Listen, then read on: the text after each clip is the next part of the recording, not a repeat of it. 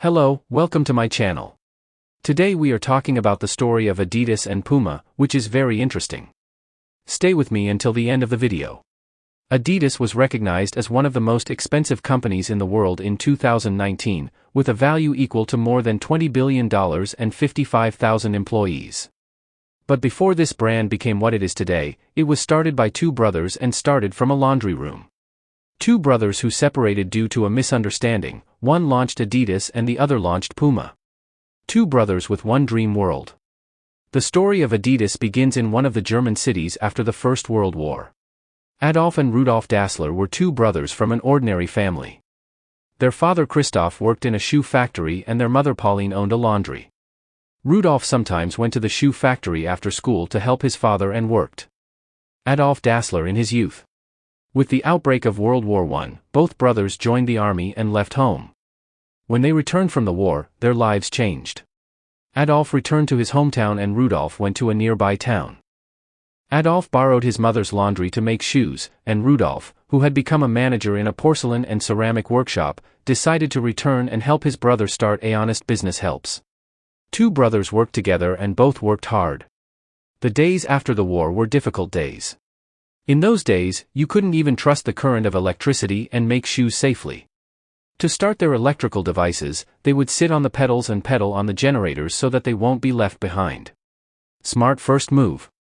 Not long after launching their new business, the 1936 Summer Olympics arrived. Adolf, who wanted to expand his business, decided to make the best use of this opportunity. So he grabbed a pair of spiked shoes, got into his car and drove 300 miles to Berlin, the venue of the Olympics.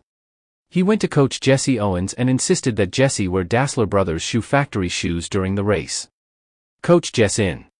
He accepted the offer and thus Adolf and Rudolf became the first sponsor of an African American in the Olympic Games. Jesse Owens was able to win a gold medal that year, and in this way, the Dassler Brothers Shoe Factory became one of the well-known brands in the field of sports shoes. After this incident, the two brothers' desks were filled with letters containing orders that reached them from all over the world.